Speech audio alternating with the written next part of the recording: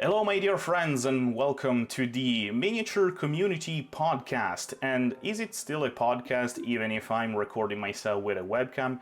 I don't know, but to be honest, I don't really care. So, you know that I love to build miniatures, I love to paint miniatures, but I also love to talk about our tiny little plastic toy soldiers.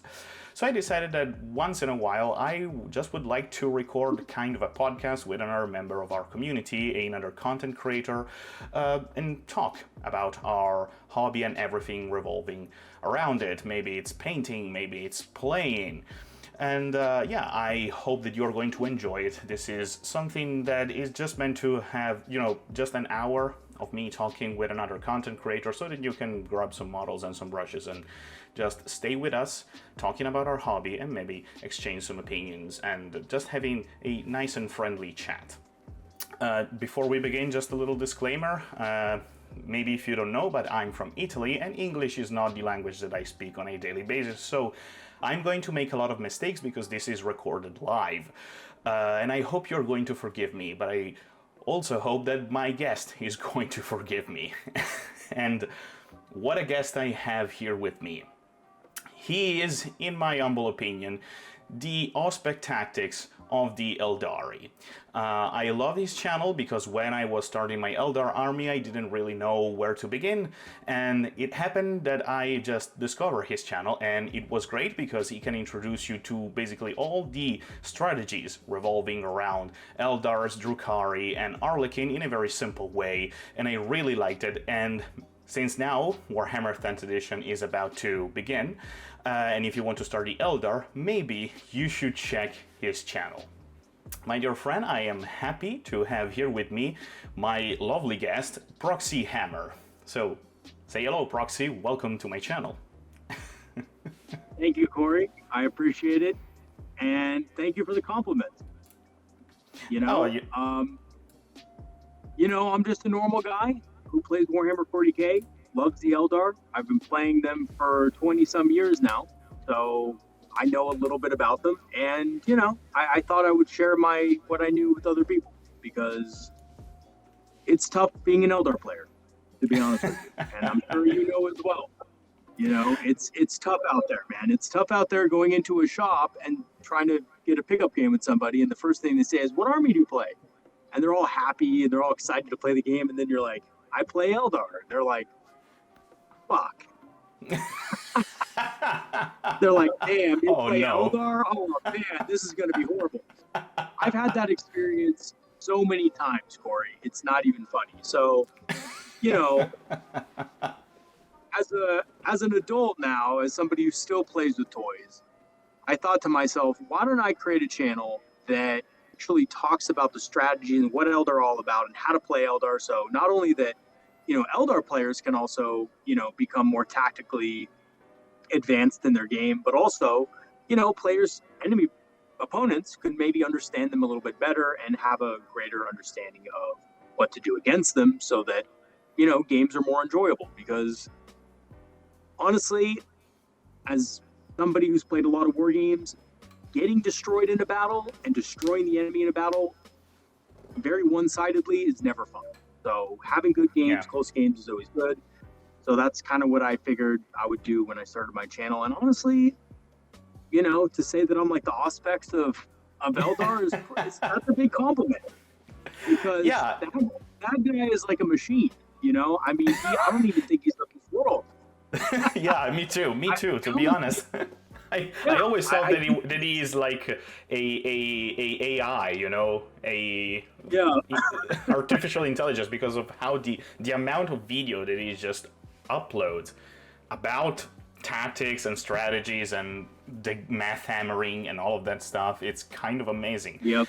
And but I thought the same thing about you, because you go so much into details of the Eldari, a very great faction focus, but at the same time very simple to understand, and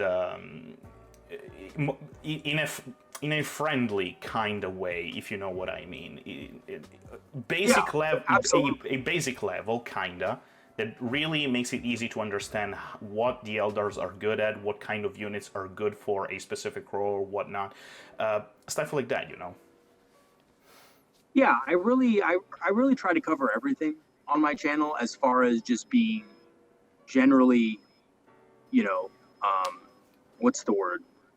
Inclusive of all Eldar units, because obviously, there's sometimes in 40K when there's something we call a meta and people only want to follow that certain meta because it's what helps you win the most games. But, honestly, as somebody who's been playing for so long myself, I've always wanted to have a channel that really goes into everything, really gets into the weeds and talks about every unit and what its strengths are, what its weaknesses are, and stuff like that. And, that's where I find enjoyment in the hobby for the most part. I do enjoy painting as well, and that's why I like your channel so much, because it's in my opinion, one of the better painting channels for casual viewers that maybe aren't looking to paint a golden demon or anything like that, but looking to improve their painting skills to a very significant degree. And I think, as an excellent painter yourself, I really appreciate the more casual, tone to your channel. I really like it.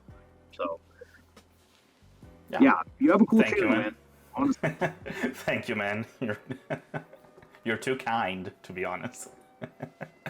But I wanted to ask you, why specifically the Eldari? With all the faction that we have in Warhammer 40k, what the things that makes you love the Eldari to the point that you created a channel revolving around this faction? What makes you said in the past, man, this faction is the faction for me? Yeah, man, absolutely. So it's a funny story, actually. Eldar was not my first army. When I got into 40k, I was a young kid. I was 8 years old, and I was basically I didn't even know what 40k was. A buddy of mine said, hey, why don't you go down to this place with me? It's called Games Workshop. And I thought it was going to be like video games and stuff like that. When I went into the store, I remember seeing all these boxes, and the first box that caught my eye was the Eldar Guardian box. And I remember looking at those guys and think they were so cool and being like, man, these guys look awesome. I loved the cone heads. They were really cool. I was really intrigued by it. I loved the sinister way their masks looked back then, because back then they were different. They're obviously not as they are now. They were from 3rd edition and stuff. Yeah. And my buddy looks at me and he says, yeah, I'm not going to repeat it on this podcast, but he said, dude, those guys why don't you pick up these guys instead? And I said, really? I think these guys look really cool. But apparently he thought they looked stupid, right? So I look at the guys that he wants me to pick, and they're the Catachan Jungle Fighters, which were kind of like Rambos, you know what I mean? They're big muscles, rifles, knives, combat knives, things like that. I was like, okay. I didn't really know what I was doing. I was like, all right, I'll pick him up. He was like, yeah, that way you can play with me and stuff. And I was like, okay. So I pick up a box. I'm assuming that they're fully built and painted already. And then I open the box and just a bunch of gray pieces on a tray. I was like, and I told my friend, I was like, what the hell is this? What the fuck? This isn't what I bought. Why aren't they painted? And he was like, you have to build them and paint them yourself. So I was like, okay. And I swear to God, there was 20 Imperial Guardsmen in that box, 20 Catachans. Okay. I think I managed to put 16 of them together. 4 of them were completely destroyed. Couldn't even feel them. They were just piles of rubble, piles of plastic. And the rest of them, I used rubber cement. So they were just stuck together in random angles, hands backwards, heads backwards, all sorts of weird shit. And I had glue all over my hands, and I'm like, man, this sucks. And it was just one of those first experiences that you think, oh, they're never going to like this game. And I remember I took the models home with me. I originally told my friend, I don't like this at all. And he said, well, just give it some time. It'll grow on you. I was like, okay, whatever. I take the models home. I'm looking at them at my desk. And I'm thinking about it. And I'm like, you know what? I think I could have done a better job with these guys. These guys look pretty cool. I was looking at all the little details and stuff like that. And that's really when I realized that Warhammer 40K was kind of cool.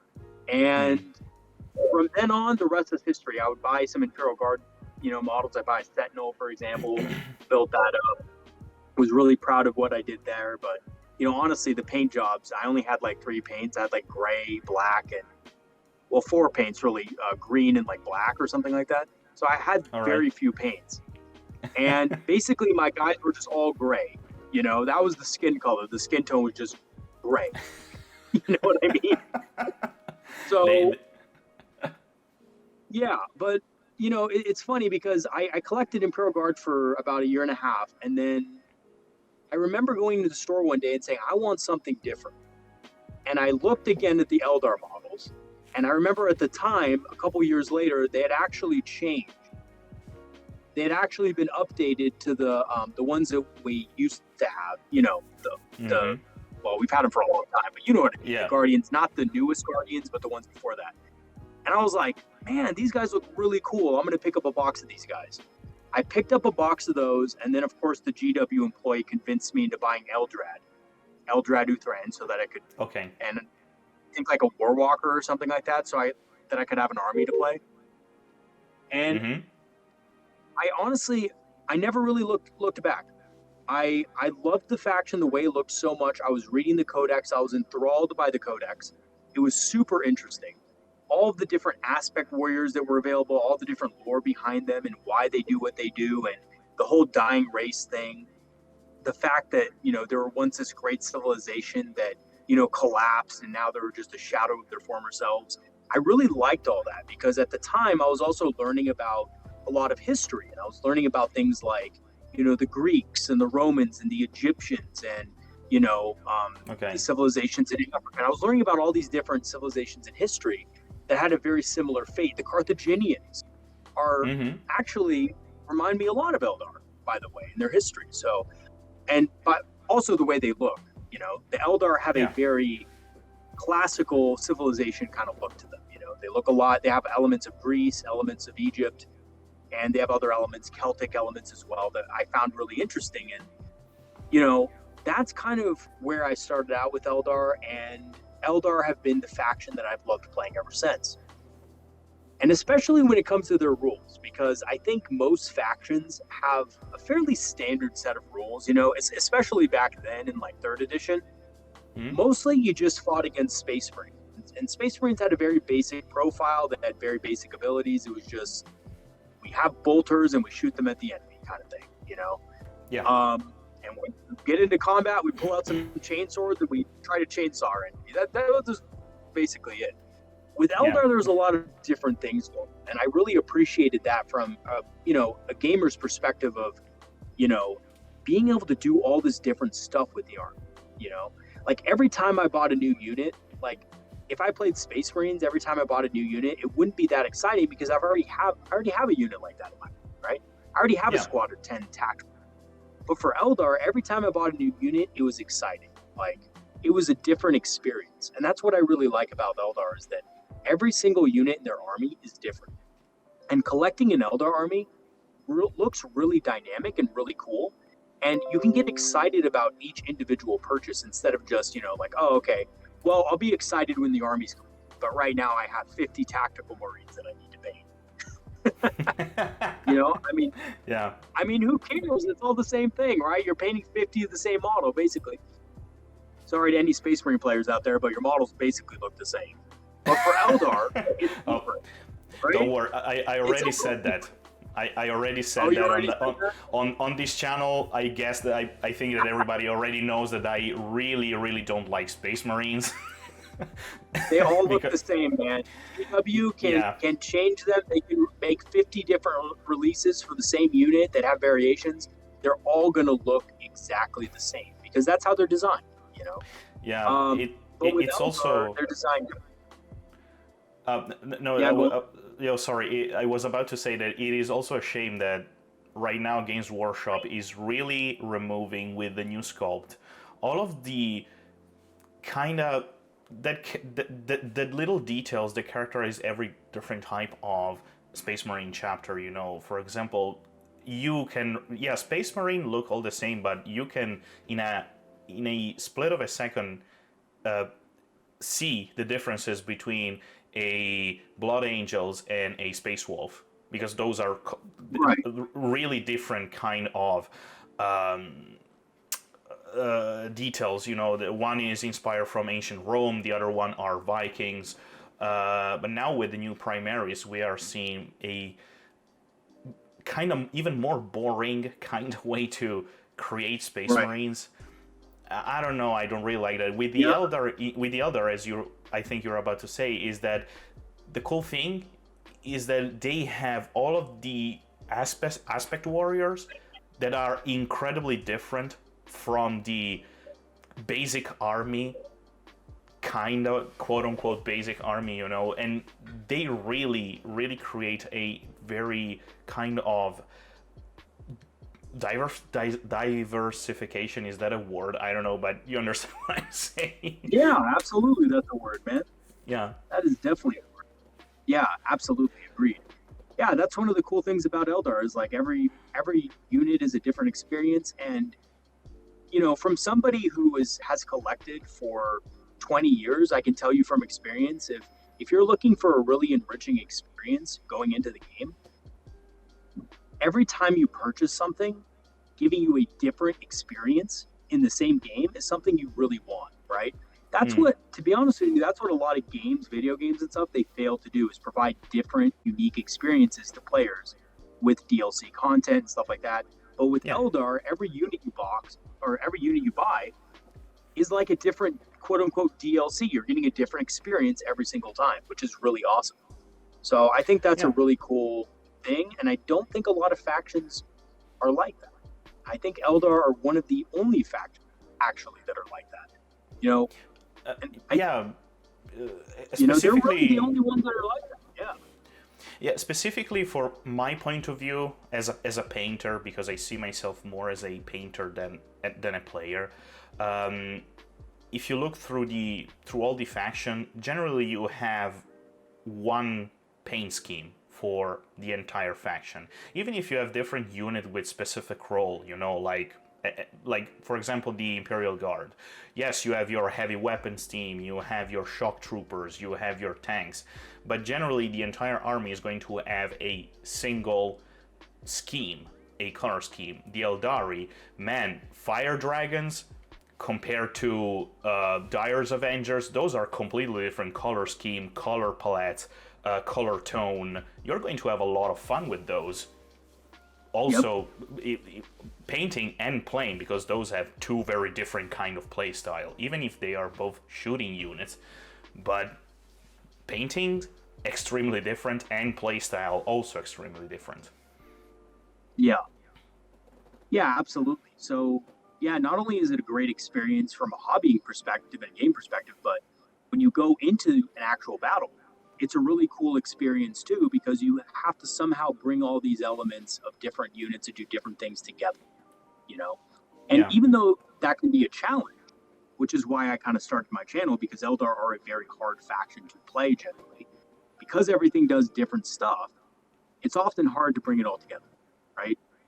Yeah. So, but that can also be a rewarding experience, especially if you're the kind of person who likes playing things that might be tough to learn, but have a high quote unquote skill cap where you can get really good with them and be very effective on the battlefield with them, you know? Mm-hmm. So that's And always been fun too. And when I started playing Eldar, hmm? just for those guys who want to start Eldar and have, played a couple games and stuff like that, I lost probably about 40 games before I won a single game. Yeah. And that was when I was a kid, granted. So my knowledge of the rules and stuff like that were probably a little different. But I lost a lot more games than I won to start out. But eventually, I was able to learn the faction and I was able to get better with the faction. And now I win a majority of my games, and that's not like a brag or anything. It's just because I know the faction so well. And because I have that knowledge, I'm able to piece that together quite effectively more often than not. And that's the other cool thing about Eldar, is that if you do put the time in, they can be really rewarding to play. And you have played a lot of the craftworld Eldar. What about Drukhari and Arlequins? Have you also played with those? You have the same amount of experience? I wouldn't say the same amount. I think Dark Eldar I played in 4th edition a little bit and also in 5th edition. At the end, when they got their codex, I kind of started playing them again. The thing about Dark Eldar is that I do have experience, but I've been on and off with them so much. And I think the reason being, I don't know why this is, but every time I play Dark Eldar, I'm like playing them and I'm enjoying it. But then I'm thinking to myself, man, I would probably have more fun playing craftworld Eldar in this way. So I just end up playing the craftworld Eldar again. I just keep going back to the craftworld Eldar. But I do have experience with the Dark Eldar.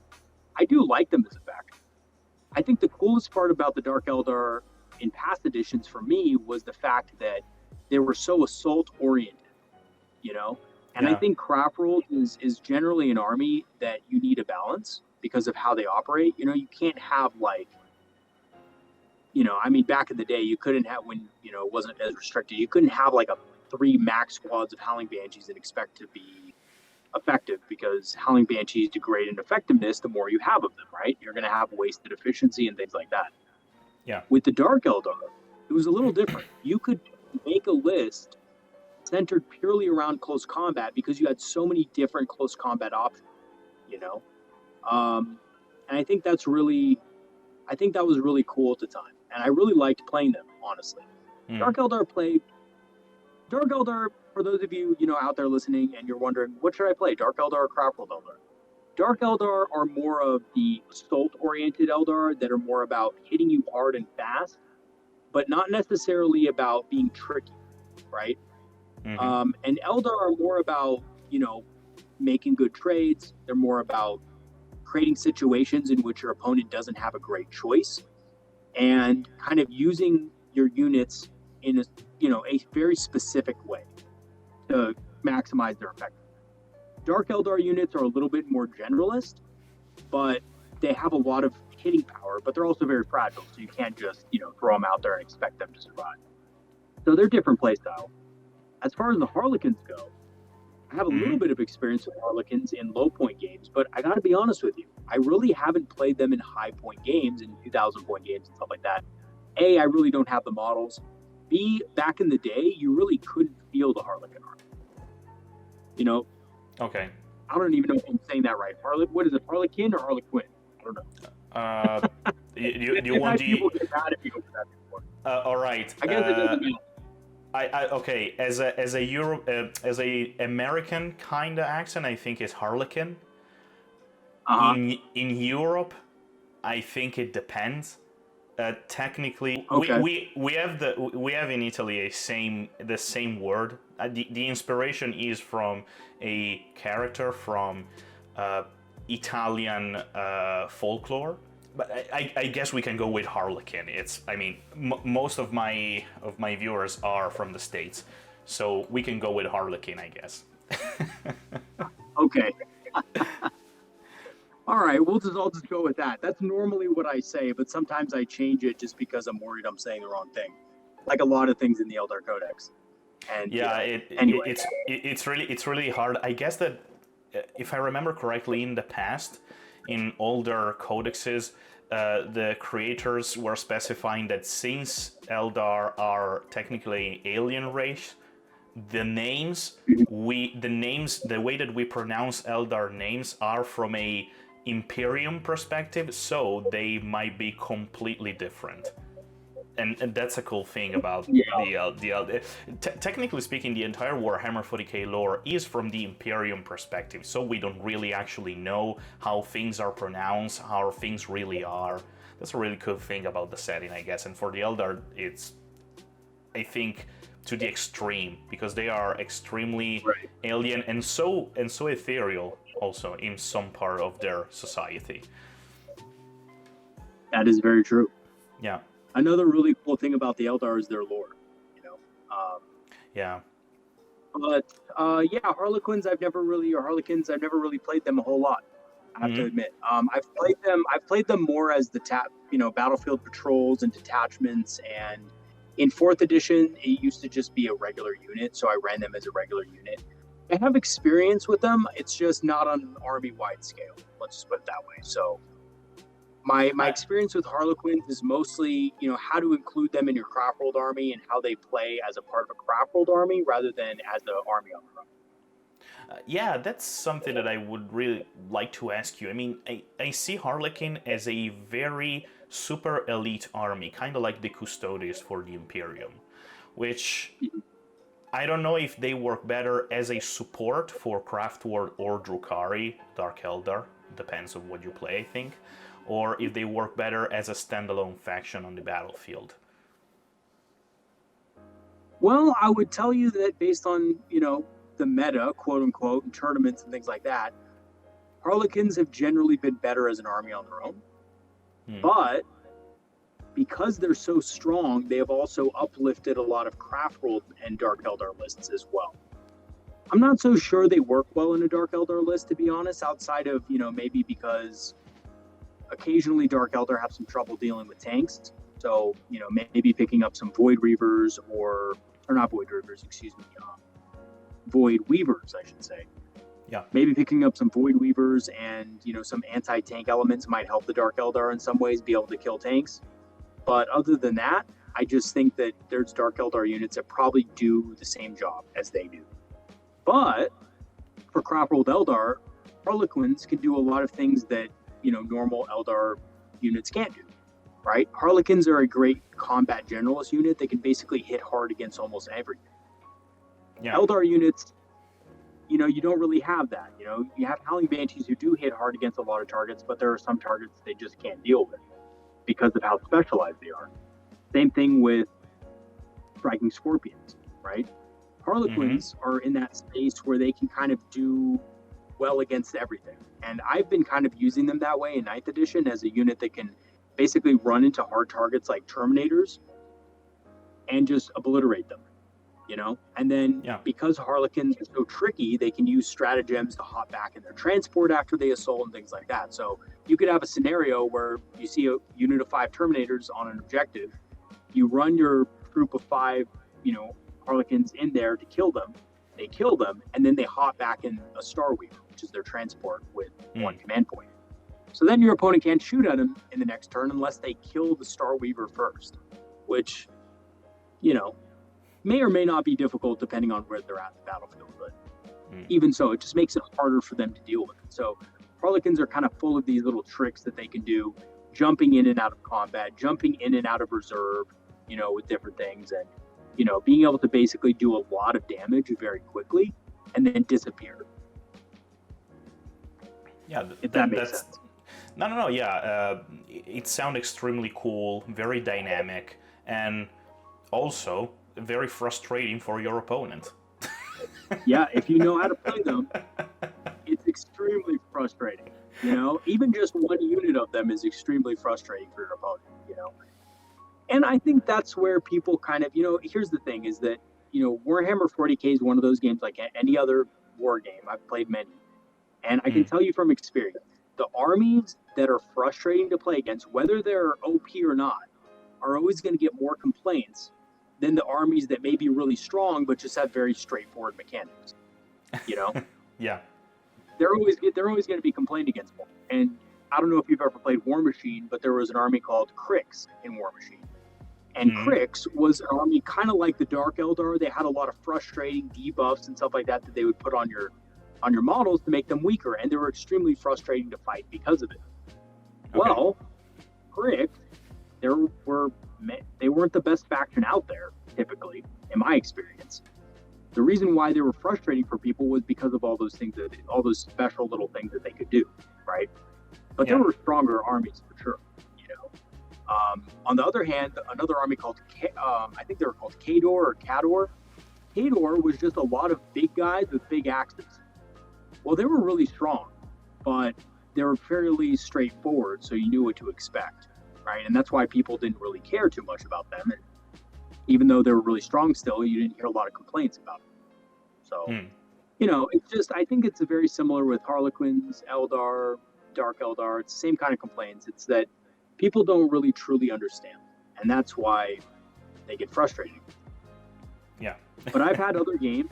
I've had games against people who also play Craftworld Eldar, and we have really good games. And if there's an understanding of how they work, there's nothing wrong with it, you know? And that's one of the things I see going forward into 10th edition is, you know, a lot of people are complaining about the Eldar right now. You know, they're saying things like, oh, these guys are just completely overpowered. The new strand system with the unparalleled mastery combination is broken. It has to be nerfed. Please nerf. You know, they're just like going crazy.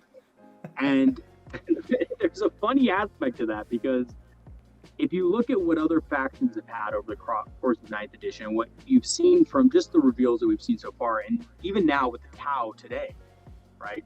I think Tau got revealed today. Yeah, they got revealed today, I guess. They're really strong still. They're really strong. They have a really great ability to hit with their new kind of marker light system, where they have a spotter unit, and then they have, you know, the fire unit, which gets bonuses. And you can ignore cover with those bonuses. And then there's the rail gun, which is still a really powerful weapon that you could possibly boost to hit, possibly to a 2+ if you have the right, you know, spotter units and so forth.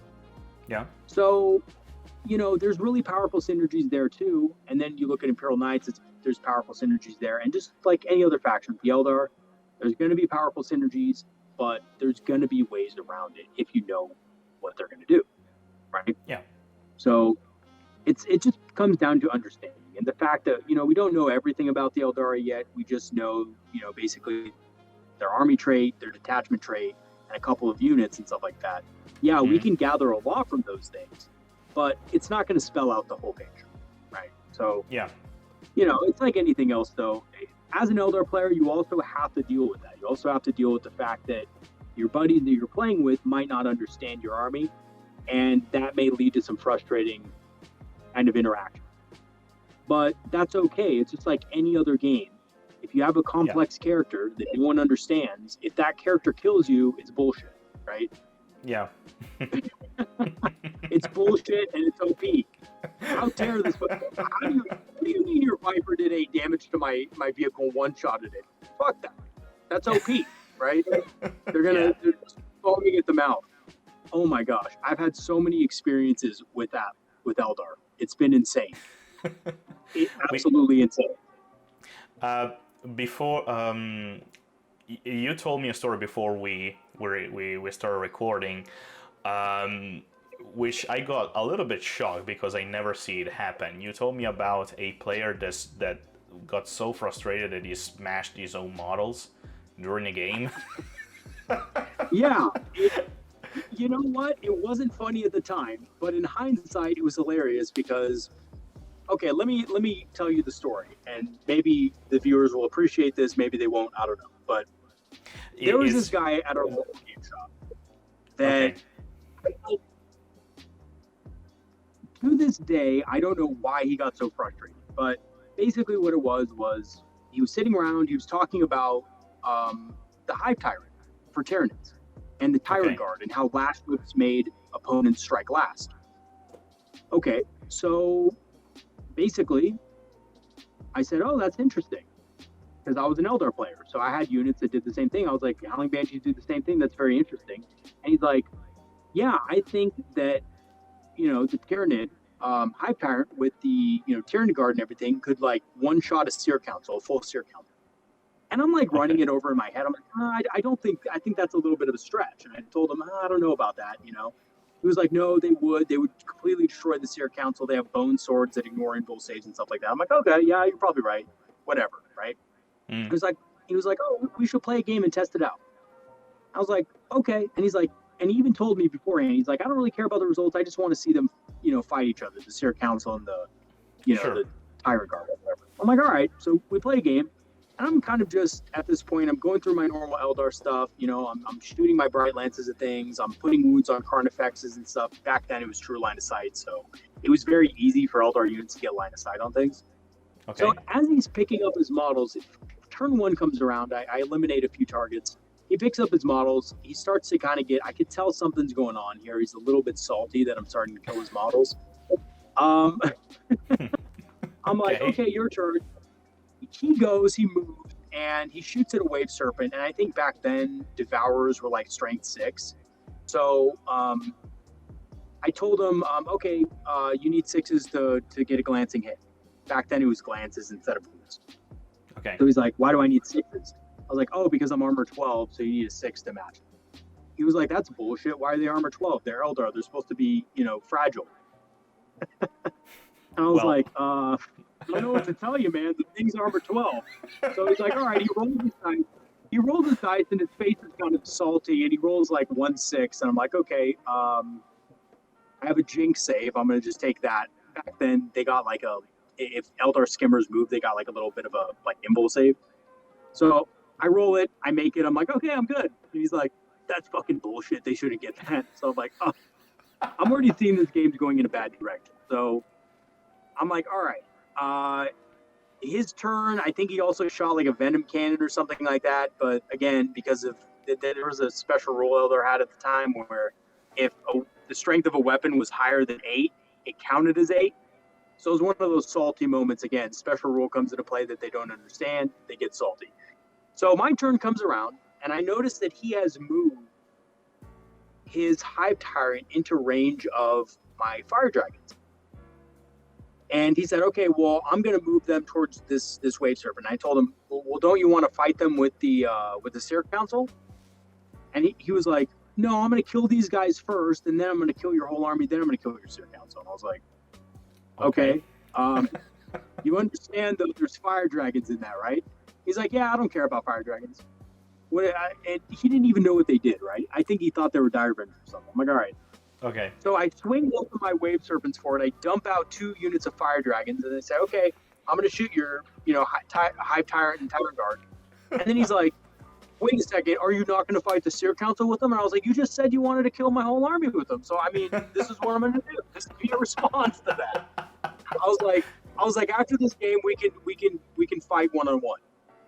He's like, oh, okay, this is bullshit, So he just basically, the Fire Dragons absolutely melt the out in the open, completely out in the open, Hive Tyrant and Tyrant Guard.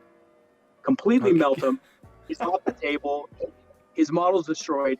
Then I'm like, all right, like, it was at the end of the turn. I remember, all right, I'm going to shoot a shuriken cannon at this, warrior over here, this Tyranid warrior. I roll a couple dice. I think I got like 1 wound. He rolls 1 dice. He fails a wound, and he takes off. I think one of the warriors was at its last wound, so it died. Okay. So he fails to save with it, and then instead of like taking the model off the table like normal, he's super salty at this point. He's absolutely super upset about this. You could just tell he's just dripping animosity. He takes his model. He says, "This is fucking bullshit."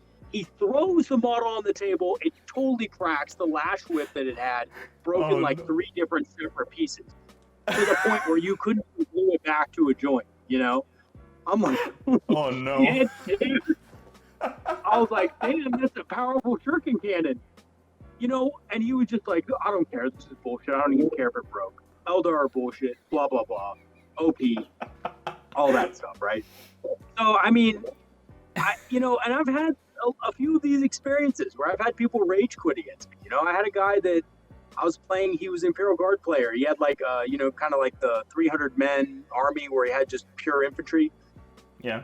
So I started to shoot, he was very confident because he didn't think I could kill all of his models. So half of them were just out in the open one turn. And I was like, okay. And I just started going through my list of shooting, like I had to be very precise. So I was guiding all the right units. I was making sure everything was good.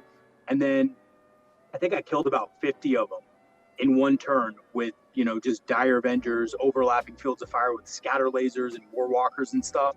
And his face, when I threw out that many dice and that many wounds, he was just like, okay, what are you doing? And I was like, oh, I'm rolling my dice. He's like, they can't possibly have that many dice. I'm like, yeah, they do. At the time, scatter lasers had less dice than now, but they were more powerful. So I was like, yeah, they're 4 spots apiece, and I'm re-rolling hits. So he's rolling his saves. He's failing most of them because they're Imperial Guard. He's just removing, unit after unit from the table. And then I remember the coup de grace was I had positioned a unit of striking scorpions next to one of his big blobs. Okay. And to this day, I feel kind of bad, but not really. There was a mechanic back then where you could basically overwatch anything that charged you. Well, I was behind a building, and he could only see one model. but I only needed one model to be able to charge. Okay. So I said, okay, I'm going to go and charge in with my big unit of striking scorpions. He's like, okay, I'm going to Overwatch. And I was like, okay, how many models do you have line of sight to? He was like, just that guy. I was like, okay, that's all you could kill. Back then, there was a rule where if you couldn't see a model, you couldn't kill it. Okay. In a unit. Yeah. I know it's kind of cheesy, whatever, but I had to do it or else my whole unit would have evaporated in Overwatch. So he's like, all right. So I just removed the model. I'm going to do you a favor. I'm going to save you a lot of dice rolls. I picked up the striking scorpion. I removed it, and I said, okay, I'm going to charge now. Charged in, basically wiped out everything within melee range. When he consolidated, he had no models that could attack back. He failed leadership by a bunch, and I ran him down. Okay. Because back then, Eldar, and again, he did have a commissar in the unit, but I think basically what the commissar used to be able to do was you executed and you auto-path to morale. But I think back then you could also target the commissar with attacks. Because the commissar was the closest model, I was able to attack him and kill him. So he didn't have the commissar anymore. And he basically, he killed him around that. And he got run down. And at that point, I remember he just rage quit. He said, I'm done. Eldar are too broken. They're too OP. Fuck this. I'm out. And I remember thinking to myself, like, I honestly think a squad of assault marines would have done the same thing. You know? Yeah. They would have done pretty much the same thing. Yeah. So, I mean, you know, I think with Eldar, I've had a lot of those experiences. Obviously, having a good set of people around you that, you know, understand the game and are okay with there being weird stuff that happens occasionally, it's a good thing. It's a positive thing. You really do need to surround yourself with people like that, or you're not going to have fun. Yeah. On the opposite side of it, I've had experiences against very try-hard players that will only play meta stuff. They'll only play meta stuff. That's it. They don't want to play casual. They don't want to play fun units. They're just there to win.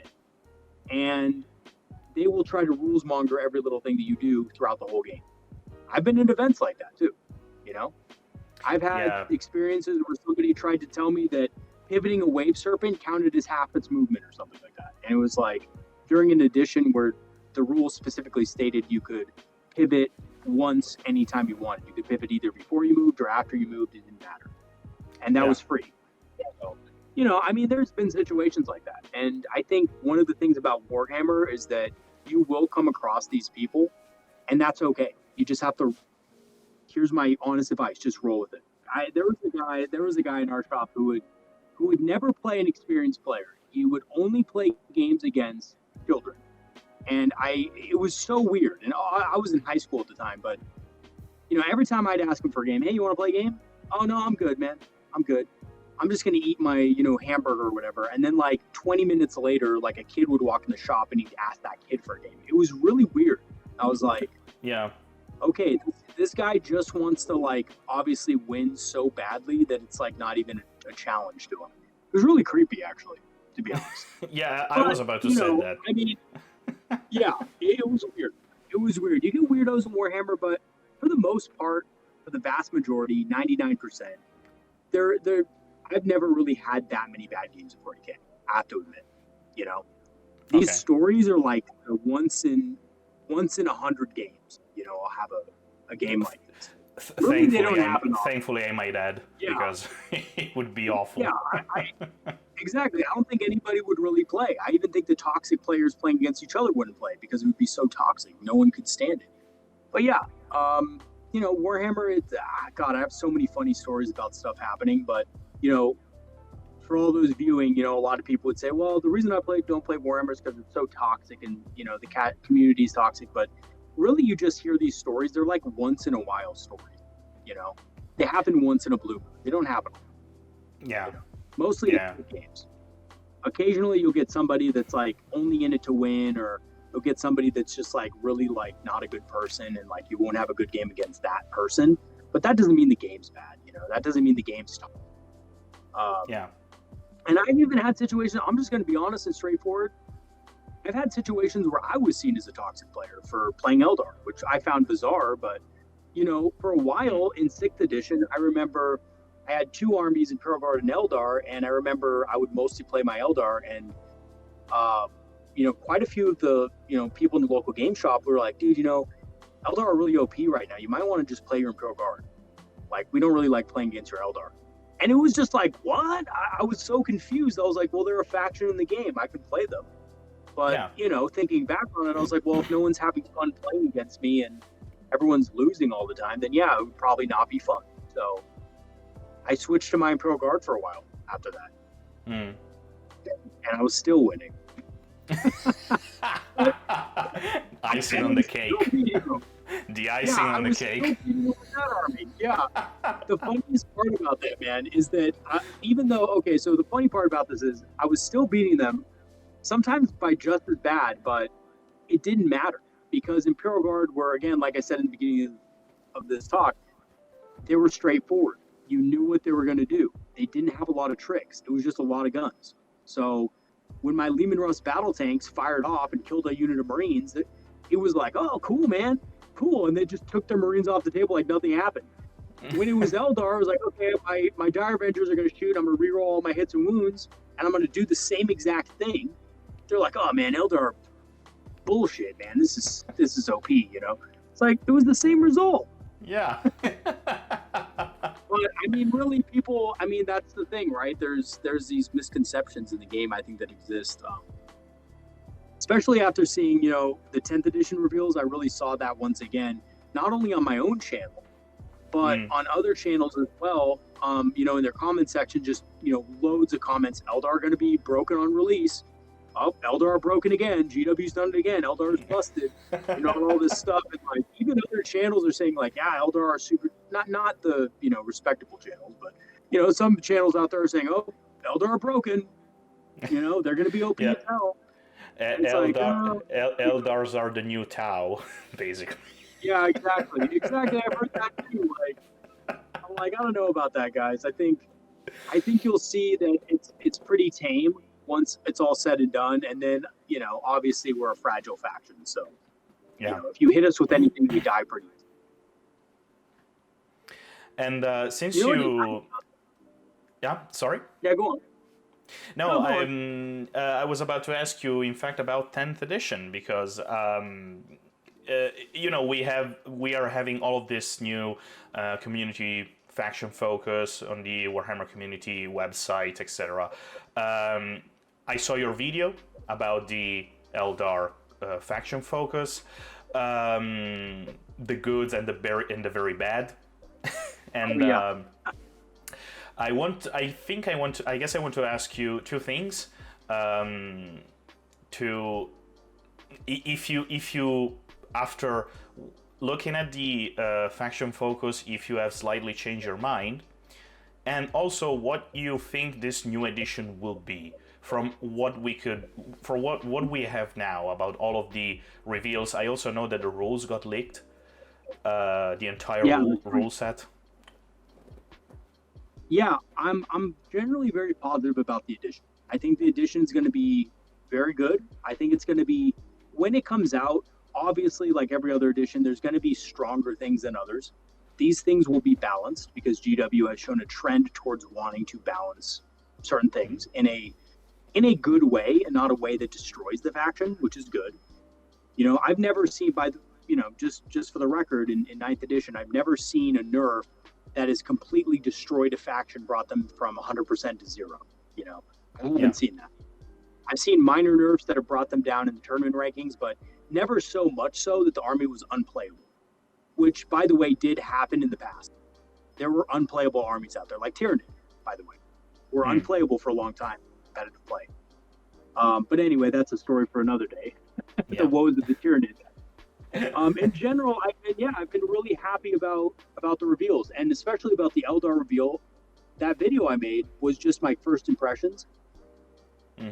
I agree with most of what I said, except there's a few things that I think are nuanced. And I think one of the things is that I think I mentioned that the Strands of Fate was just objectively worse than it is now. And it is worse in some ways, obviously, because you're getting less dice over the course of the game. You're not getting automatic sixes, so there's that. So there's a lot of nuance to that. But also, because they're miracle dice now, and because you can use them on different things, I don't think it's completely. I don't think everything works. I think obviously the new strand system works very well with Mm. the detachment ability. So you have the unparalleled mastery, rerolling a single hit and wound. That works very well with that. And especially because now you could boost the damage roll. So I think in some ways, Strands of Fate is going to be much better. In other Yeah. ways, it's not going to be as good. Critical hits. I think mainly what it is critical hits, right? It's going to be good with things that don't require critical hits. It's not going to be as powerful with things that do require critical hits. And I think there's a difference in nuance there. As Mm. far as basically the Fire Prism goes, I think the Fire Prism is going to be very strong. But again, we don't know how much it costs. Because if it Yeah. costs like 180 points, and a Warwalker with Bright Lances costs like 70 points, I'm probably going to take the two Warwalkers over the Fire Prism. Yeah. Yeah. Sure.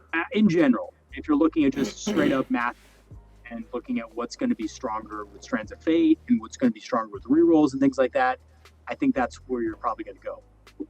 But, we'll have to wait and see on some of that. I think the Fire Prism, I was kind of a little disappointed in it because I said I don't know if it's going to be worth as much as a couple of Warwalkers, and I still think that. But with the linked fire ability, I think that's going to kind of, let me put it this way, it's going to make things a lot more interesting with angles and stuff like that, and being able to attack targets that may be very well hidden. So a thing I was thinking about the other day was, now that you can bring in reserves at the back edge of the opponent's deployment zone, or at least as far as I've read so far in the leaked rulebook, you can. If there's any restriction, it'll probably be in the specific missions. But if there's not a restriction on that, you can bring a Fire Prism in the back of your opponent's deployment zone and basically have line of sight to everything in their deployment zone. And then you could just move one of your Fire Prisms in your own deployment zone just a little bit, just so it gets line of sight. And you could basically shoot at everything behind obscuring terrain. So nothing is safe from the, focus shot. So they have a really powerful tank in the backfield, dead. They have a really powerful unit in the backfield, like maybe like a Dreadnought, or I don't know, maybe even like a Hammerhead or something like that, dead. You just kill it easily. And full strands rerolls, you get one hit reroll, one wound reroll from Unparalleled Mastery. And that could be a really effective thing to do, right? But then I'm also thinking, Corey, well, a unit of two Warwalkers may be able to just do the same thing. Just come in the backfield and just shoot directly. I don't know. I think a lot of people are excited about that linked fire, but if it's too expensive, you might as well just field the Bright Lances instead. You might as well just field the Warwalker. So I'm hoping that the Fire Prism is reasonably costed, so it's an actual choice, versus like, okay, that's cool, but why would I do that when I can afford double the amount of Warwalkers? Yeah. I don't know. So that's something that really needs to be looked at before we kind of dive into like how good or how OP the Fire Prism is. Let's look at how many points it costs. One thing that I was a little bit disappointed about linked fire from the Fire Prism is that it doesn't ignore invul save anymore. Which, right. Was pretty cool because you have to. It was a stratagem. It is. We still aren't in 10th edition, but technically it is a stratagem, and you have to spend like 2 CP for linking fire between two Fire Prism. If I remember, correct me if I'm wrong. Yeah, that's it. And ignore invul saves. And I'm kinda a little bit sad that it lost this ability, but I think this proved one of my theory, which is this edition is going to be we're going to have games in which we are not going to lose a lot of models per turn. GW is kind of trying to make a game in which you don't just get table turn 1 or turn 2. Which are, in my opinion, a lot of fun, to be honest. I have talked with people that say, man, this is going to be a little bit frustrating because I'm not going to kill a lot of stuff on the field. And I guess, but is it really funny to just obliterate an entire army in just 1 or 2 turns? I don't think that's really funny. Yeah, it's not. Just from my own perspective of having played games like that, they're really not fun. because there's no interaction after a couple turns. Like I've had games where most of my opponent is destroyed on turn 3, and I'm just sitting there for 2 turns, just kind of scoring victory points on an empty battlefield. You know, that's Yeah. not fun. So I'm glad they're actually like increasing the durability of stuff and decreasing the amount of ignores stuff. You know, Yeah. ignores inbuilt saves, ignores all armor, mortal wounds. I'm glad they're doing away with a lot of that stuff. They're still in the game, but they're more rare, and it's not guaranteed. You know, Yeah. which is good. So I'm glad there's that. You know, and I'm glad things will survive longer. And, you know, a lot of people, even though they're upset about the, you know, Eldar Brightlands, Strands of Fate combo, basically you could do 8 damage with a single Brightlands with Strands of Fate now, with rerolls and stuff. It's kind of insane. Yeah. But here's the thing also, though, is that, yeah, we don't know how much Brightlances are going to cost, you know? I mean, they could point them at like 30 points for a Brightlance, and it could be like 10 points for a Star Cannon. And people are like, well, it's a big investment, so that's why it's so good, you know? Same thing with the fire pistol, you know, and stuff like that. So we just don't know yet what's going to happen. But in general, it looks like the lethality is being brought down a significant amount, you know, which is a good thing. Because again, if you can have more enjoyable games where more turns are spent going back and forth with your opponent, then that's always good, you know. So I'm happy about the 10th edition changes so far. I think they're really positive. And honestly, outside of a couple little minor things, I don't have any problems with it. You know, I think one of the things I was sad to see from Eldar is the loss of all the psychic powers and stuff, you know, the really diverse psychic power, you know, options that we had. That being gone is kind of a bummer because psychic powers are really fun and they just don't look as fun now, to be honest. But you know, the Eldari have the Eldari are the Xenos equivalent of Zinj for psychic power. You know, they are the warp shaper. They are the most strongest faction that use magic in besides Zinj. And I see that I remember you.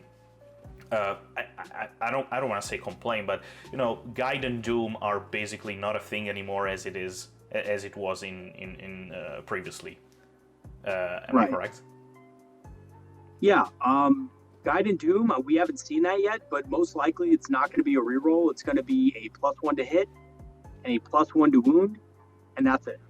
I'm guessing they'll be on either Eldrad or a Farseer Skyrunner, and that's how they're going to incorporate those powers. And other than that, that's it. That's all it has. You know, which, you know, I'm not mad at. I have to say, I'm not mad at it. It's just, it's kind of disappointing because psychic powers were so fun. I loved rolling psychic, and I've always loved rolling psychic in every form. You know, throughout the editions. In 3rd edition, it was a leadership check. I loved taking that test because Farseers pretty much always, you know, they always passed. They were Eldar Farseers, so they always, unless you rolled a double 6, which if you rolled a double 6, you're out of luck. Your Farseers, you know, pretty much, unless explode. Yeah, they explode. Yeah, back then they explode unless you roll like, I think it was back then the Ghost Helm would save you on a 3+, something like that. But yeah, I mean, having Eldrad explode was always like crazy. You know, rolling that double 6, then rolling a 1 under Ghost Helm and just being like, oh shit, I guess he's dead. I guess Eldrad died casting a psychic power. That's not fluffy at all. But yeah, you know, that's not more friendly. Yeah, and just tell you a little bit of a... Sorry, I'm going a little bit sidetrack because I have a short story about a similar situation. There is a Inquisitor, Cortez. Inquisitor Cortez. Yeah. He's from the Ordo Malleus, which is, you know, demons and war and psychic stuff and things like this. And my friend was playing Cortez, and he was, all right, it's my time to throw some stuff with Cortez. I roll for psychic. It's a double 1. Oh no, okay, I guess I will CP re-roll it. It's a double 1 again. Oh no, you get like 3 mortal wound. And fun thing is it does the same thing the next turn. So basically, Cortez did nothing for the entire game and just exploded. And It my just friend, died. yeah, it just died, and my friend was like, "Oh God, this is the equivalent of." This is the representation of not lore friendly at all in the game. He's from the Ordo Malleus. Yeah. You should be able to cast things at will without any problem. It just exploded. Well, true, right? But I mean, you figure, if he's working for the Ordo Malice and the things he's seen, man, I mean, you can't unsee some of that shit. Yeah. So I suspect that he was, taking a little bit of a drink every night, and maybe, who knows, maybe that interfered with his psychic ability, Yeah, it might work drinking. that way. Yeah, he's drinking his rum every night or whatever, his whiskey, so he can sleep. And then when he goes into battle, he takes it a little too far. He takes a little too much. Yeah. He gets a little too drunk. Can't communicate with the warp anymore. Oh boy. Yeah, but anyway, I am, I would say optimist for 10th edition. Of course, we have seen like 10%, but there are still faction that needs to be to have a faction focus. We don't know the point cost.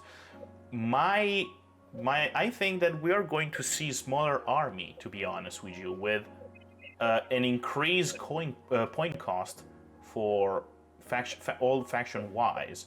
Smaller armies. Do you think the same way? Do you think that this is going to be the same? As I said, we are going to see a smaller army on the field. We might. The thing is that I see though is that it is GW we're talking about here, so they do want to sell more. I think we'll probably see a slightly smaller armies. I can't see it being reduced by that much. I have to say. Yeah, just because they still have to sell a lot of models. Yeah, absolutely. So I think your army may be reduced by one unit in general. I don't think it'll be reduced too much though. I had a buddy in my gaming group who was thinking that it was going to be reduced by a lot a couple months ago, and I was just telling him that that's probably not a great selling point for new figures. And he was like, "Oh yeah, you're probably right. They do. I mean, I think they are going to make the game, like we talked about. I think they're going to make units more durable so that more of your models stay on the table for longer and stuff, and have more of an impact. That's the other thing is impact, right? I think they talked about wanting each unit to have an impact on the battle, and I think they are trying to do this based on what I've seen so far, which is good because a lot of the times in past editions, GW would promise something, but then it would actually end up being the opposite. Yeah. And then when people would say, "Hey, this is not working," they wouldn't do anything about it. They were like, "Oh, no, working as intended." That's why in 5th edition, it was funny. In 5th edition, they made this rule called hull points for vehicles, and they're like, "Hey, we just want to make vehicles a little bit more durable on the battlefield. So, we're going to change up a few things, and they changed up. It changed way too much, and vehicles became overpowered, and people were running nothing but transports, on the battlefield. Oh God. Yeah. Just look up any old tournament winning lists from back in 5th edition. You'll see just vehicle after vehicle after vehicle after vehicle, parking lots of vehicles, basically. Was it like Demolition Derby 40K or something like that? It was, and I have a funny couple of stories even about that. Remember what I told you about with that one player, that Imperial Guard player? Oh yeah, I remember that. If you want to. Yeah. Well, basically, long story short, I'll give you guys the short version. He had a vehicle parking lot, and I had a couple of night spinners back then, and night spinners basically required you, back in the day, to take a dangerous terrain check, which is if you rolled a 1 when you were moving, you died. If a vehicle rolled a 1 while they were moving, they were immobilized. So he had this huge vehicle parking lot, and he trapped himself between, two pieces of terrain on either side. And I would fire these, night spinners at him to make him take dangerous terrain checks. And one of the first chimeras that was going to move out of the parking lot, the chimera that was basically blocking everything else, just imagine you're on a freeway, and you're in traffic, and the car in front of you suddenly just puts their emergency lights on and starts smoking up. That's basically what happened. Okay. His entire vehicle parking lot just could not move out of his deployment zone because the first one he rolled failed his, dangerous terrain check.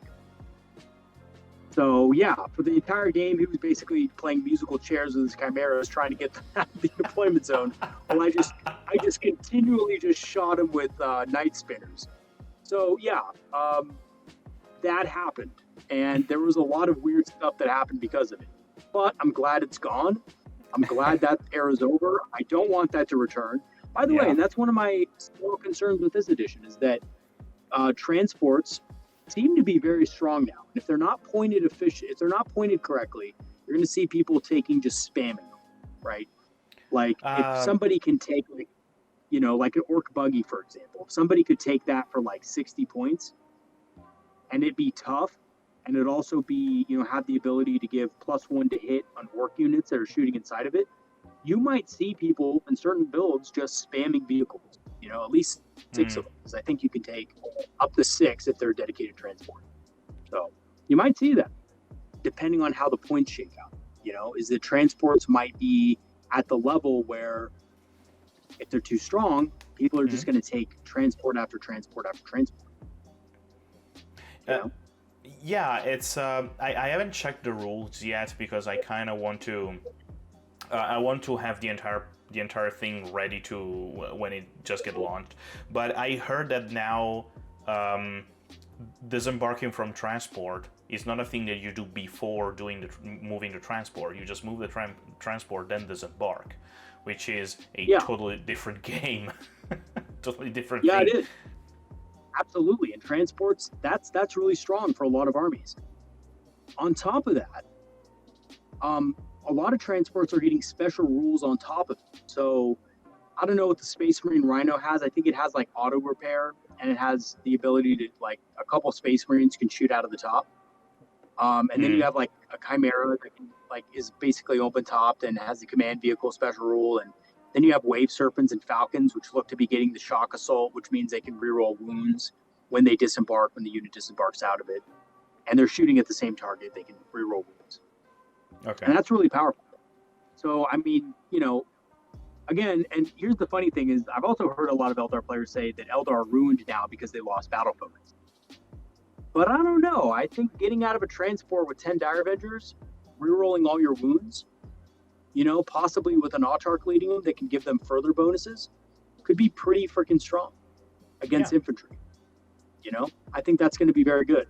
It's also going to protect the Dire Avengers, because a lot of people don't know this, but there used to be a little tactic back in the day where you could essentially twist your Wave Serpent to the side and have your Dire Avenger squad behind it, and enemy units would not be able to assault into those Dire Avengers,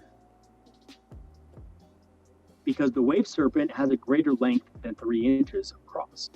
Yeah. So you put your Dire Avengers an inch behind the Wave Serpent, an enemy unit gets into base contact with the Wave Serpent. Even if they destroy it, when they consolidate 3 inches, they won't be in engagement. Which means you get to shoot them again. Yeah. Which, I mean, that's cool, right? But I also think maybe that means that transports are going to be very strong and assault may be not as strong this edition. Yeah, I always seen transport as not a popular thing to field. At least this is my experience at my local game store. In almost every Warhammer 40k games that I've seen, to be honest, haven't seen a lot of transport. I don't know, maybe because it was more cost effective to put something that was more offensive. I don't know if you had the same experience while playing. Oh yeah. Well, basically what it was is in this edition, things like Wave Serpents are really expensive and they die very easily. So it doesn't give your unit a whole lot of protection. Now, obviously, there are reasons why you would take a Wave Serpent or a Falcon in certain builds. You're not going to see them in every list. Sometimes you just will only see one Wave Serpent or only one Falcon in a list, and that's because they're very expensive and they're very fragile. So once they deliver their target, they're usually dead, which is fine, but again, if you're paying 145 points for a model that is just going to deliver a target to a location, and that's it. Sometimes you're better off just using strategic reserve or maybe even a command point to do a webway strike. Yeah. And that's where a lot of players were with transports this edition. There were some builds that required you to have a falcon, like in cloud strike builds, where you would try to alpha strike your opponent. You would use multiple falcons. But there weren't a lot of lists out there using more than 1 or 2 wave serpents, and that's just because it was too expensive at that point, and you would lose out on a lot of damage. Yeah. So in this new edition, with the shock assault special rule with tougher vehicles, I think you're going to be seeing more people use that. Those vehicles, especially since we've lost battle focus, we're not able to just hop in and out of terrain anymore. You can only do it once per turn with Iron Fate. So, you're not going to see that as much. So units that can benefit from a transport will probably need a transport. Dire Avengers, they're going to need a transport. Fire Dragons are going to definitely need a transport. Kind of needed one before, but now they're definitely going to. Yeah. Howling Banshees, same thing, right? They also generally needed one, but now even more so, right? Yeah, true. I think you're going to be seeing a lot more armies using transports, and just because of the way objectives work and the fact that some vehicles might actually have a higher objective control as well, transport vehicles, you could probably see them also being used to bully units off of objectives. There's also the tank shock stratagem, which is actually really powerful, which basically does more wounds to an enemy that you're charging in with a tank with, which is good. That means tanks can actually do some damage. Yeah. But at the same time, I'm thinking like, okay, what a Rhino can do it, and so can a Land Raider. So why not just do it with the Rhino? A Rhino is expendable. You could throw that in there, and who cares? You're just doing mortal wounds with it. So I'm thinking maybe that'll be a trend, and maybe people will pick up on that in the new edition to be like, okay, well, I'm just going to run a bunch of Rhinos. I'm going to run 6 Rhinos, So I don't know. I'm hoping that doesn't happen, but you never know. A lot of times with the meta and stuff like that, people will lock onto one thing that's really strong, and they'll just spam whatever that is as much as possible. So we'll have to see. I hope that, saying something as GW might have learned from its mistake is a very bold statement, because it never ends to surprise us with the amount of things that GW have done even in recent recent times. But we'll have to see. I've seen a lot of people complaining about all of this faction focus and every faction getting nerfed and stuff like this, and it's just that we have to understand that this is basically a new game. We don't even have the rule book, technically speaking. Leaks apart, not taking into consideration the leaks, we technically don't have the rule books in front of us, and we haven't played one single game. We still have to see what will be. Then, after we start to playing this new game, we might actually try to says what we think is good, what we think is bad, what is broken, and what's not. I know that you are planning to kind of play a game with the faction focus that we have with the Eldari, and see how they would work. Yeah. So over the next week, I'm going to try to get a couple of guys in my gaming group to agree to probably a smaller game on a smaller scale, maybe 500 to 1,000 points, just looking at the new rules and kind of guessing what the points are going to be, just to get a feel for it and see if Eldar are truly OP or not. Because a lot of conjecture now is saying, oh, they're brutal, they're overpowered. I think Strands of Fate is going to be a lot better in smaller games like 500. I think it's going to be just balanced in 2,000-point games. Yeah.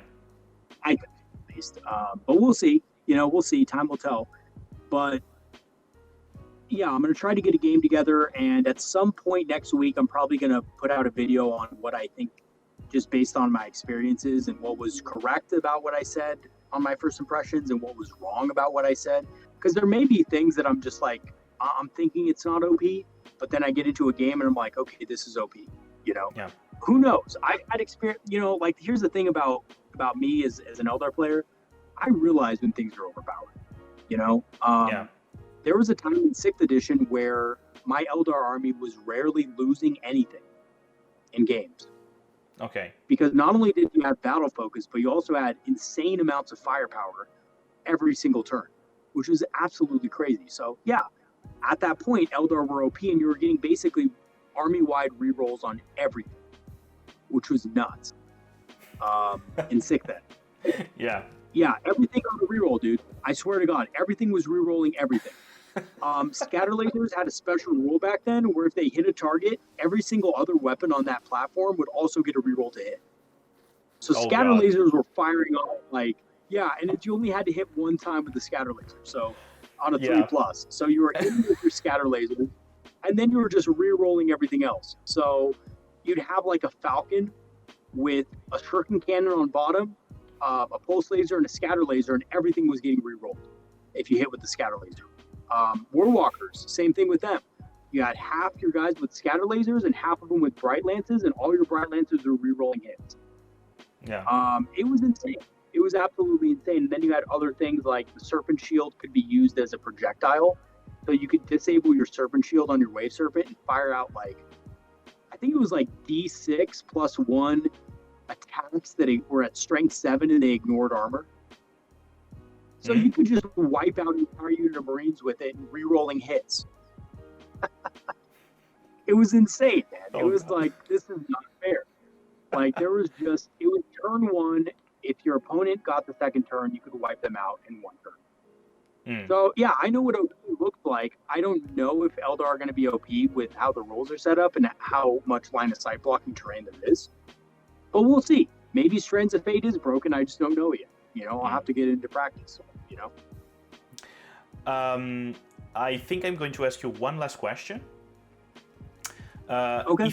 If you could wish for anything for the Eldari in this new edition that got added to the faction, what would be?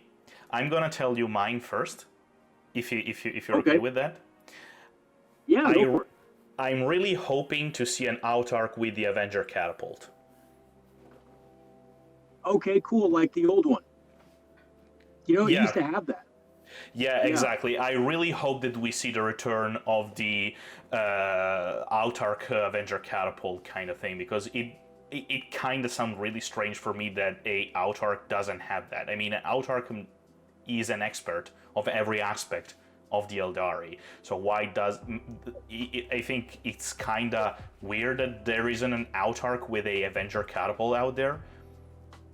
So yeah, right. I really hope to see that in the Eldar. I wish for that in the future because it would be really cool. I know that it might sound like a very minor thing, but I don't know. I kind of feel it very weird that a Autarch doesn't have something like this. Yeah, and also the Last Blaster and stuff, right? Yeah. I agree. Obviously, the reason why is because they don't have a model for it. But yeah, lore-wise, I mean, not that we can convert one. Lord forbid that exactly. We can't use a shuriken catapult, which is available in basically every Eldar kit. But hey, whatever. It's funny because back in 4th edition when they released that, an Autarch could also take a Last Blaster. But the problem was that there was no actual Last Blaster that you could give them. You couldn't give them a Last Blaster because there was no model that used it except for Swooping Hawks, and they were single piece models. So unless you ripped something off, you couldn't do it. So but it could. It used to be able to take a Last Blaster. So fun times. So what is your wish? What would I wish? Well, I would wish for Dark Reapers to be good again. That would be my wish. I wish the Dark Reapers were effective. Yeah. Basically, look, I love Dark Reapers. They were one of the few units when I started playing that actually won me games. After I lost 40 games in a row, I picked up a unit of Dark Reapers and I started winning. And that's because Dark Reapers are awesome. They used to be really good. 9th edition came around, they sucked. And especially when the new Codex came out. It was such a nerf to Dark Reapers that no one took them. And even when I was trying to figure out, I was making videos on how to make them good. I was running them in practice games, trying to make them effective. And they just were never effective. Even when my opponent would just completely ignore them. They barely did their points worth of damage over the course of a game. It was that bad. And I think it's looking like they're going to be better based on the core rules. I did a kind of a video about them I think like a week ago now, 2 weeks ago about them, saying that, basically I think they're going to be much better, and here's why. I'm hoping that their data sheet reflects that confidence that I have. Yeah. And I hope they're costed well, and I just hope they're good again. I hope people can take a unit of Dark Reapers and say, you know what, I'm going to kill that unit of Space Marines, and you're not going to be able to do anything about it because they're Dark Reaper, And I used to have a moniker for them that I won't say on this channel, but, let's just take a look at their guns and you can figure out what it is, okay? They are awesome. Dark Reapers are really cool. And I think that they're one of the units that are really iconic in the Eldar army, and I would like to see them, actually be good. That's probably my one push. If Dark Reapers are good, I don't care if Storm Guardians suck. Okay? Storm Guardians are probably one of my least favorite units anyway, but seriously, if Dark Reapers are good, I'll be happy. Yeah, also because they got new models, it's kind of waste. You know what's funny about that, man? I didn't even think they were deserving of the new models because they already looked pretty good. Their sculpts weren't bad. If you could get a hold of old metal models, and not the fine cast garbage, they were pretty good. The ones that really needed it, in my opinion, were warp spiders. I would have rather seen warp spiders get a new kit. They're just single pose models, and they look like they're marching to war, in the revolutionary times. They're like, affix bayonets, gentlemen, let's go into the breach. That's not how the Eldar are supposed to look. Which is funny, but it's just so static. It's like Swooping Hawks look better than them because Swooping Hawks at least have some variation in, they're flying, they're jumping up on their, they're swooping or whatever. So they look a little better than Warp Spiders, in my opinion. But yeah, Warp Spiders do need a new kit. So I guess, from a gaming perspective, I want to see Dark Reapers. And one last thing is that I want to see more Aspect Warrior kits come out in 10th edition. I'm hoping that happens. Yeah, all the Aspect Warrior kits are fine cast, except the Dyer's Avengers, which are in plastic. Yeah, and they're probably about the only kit that's easy to get. All the rest of the kits are extremely difficult because, again, with fine cast, if you buy a fine cast box, half of the time the models come with warps or, kind of imperfections in them. So they look bad, and then they bend and twist and break, and it's just not good. Yeah, awful. I don't know what GW was thinking with Finecast. I never understood that, by the way, because I remember when Finecast came out, the local GW employee was talking about it like it was this revolutionary thing, and then I opened a box of Finecast models, and I took one look at them, and all the guns were bent. Yeah. And I was like, I think I got a bad batch. And then everyone started noticing they're all like this. And there was no fix. There was no fix for it. That was easy. It was the fix for it was run it under warm water until it bends back. Which in some cases, it would just melt the bottle. Yeah. It was okay. Yeah. There's nothing that can be done. Yeah, I think that they really didn't want to raise the prices of those models, but they actually managed to actually keep earning more money because they just changed the material. They still use. I heard rumors about using the old metal kinda molds in which they were pour resin in it, which shouldn't be a thing that you should never do because we all know how it ended. And it just we are going to use a more cheap material. The cost will remain the same, and you're going to get a worse product. Which now I see Finecast are technically better, the Finecast model that we get now, but. If you remember, I did a video in which I talked about painting Eldar Rangers, the old Eldar Rangers in Finecast, and it was a horrible experience to the point that I'm just going to buy the old metal models from eBay. Yeah, absolutely, man. Well, if you can find the 4th edition Eldar Rangers that are metal, those are really good. Yeah, you can find those sometimes on eBay, and those are good sculpts. And I think they're one of those few Eldar sculpts that really they lasted a long time. They aged well. Yeah. All right, so I think that we could stop because I guess we are going on for more than an hour. I haven't actually looked at the time.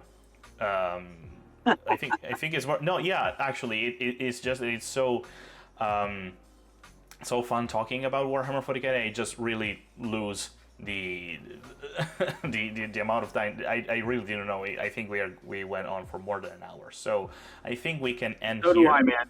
So do I. So Absolutely. yeah, to everybody watching this video, if you managed to stay with us so far, down in the description there will be the links for Proxy Hammer channel. Go and subscribe. You really have to do that, even if you don't play Eldars, because maybe you want to play against Eldar and you want to know how to play against them, kinda knowing what they're good at, and maybe you can counter them. But really, if you are a enthusiastic Eldar player, I really suggest you go and subscribe to Proxy and hear all of his videos, because they're really interesting and really, again, easy to you're really going to understand how the Eldar works. Thank you very much, Proxy, to be here with me as my very first guest of this new kind of thing that I decided to do. It was really fun, and I really had a lot of fun talk with you, and also trying to understand how to make all of these things works, because we were struggling a lot of trying to record in all of this, and I hope that I hope this time I nailed it.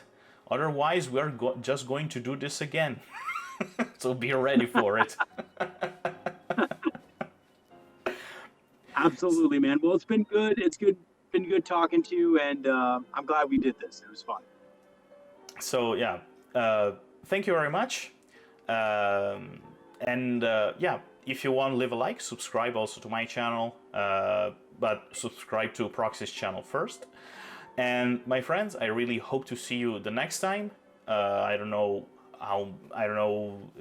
the next episode of this podcast is going to come out. I don't know. It's a really new thing. I still have to understand a lot of stuff, but yeah. Thank you very much. Thanks, Proxy, again, and I hope to see you the next time. Ciao, ciao. Absolutely, man.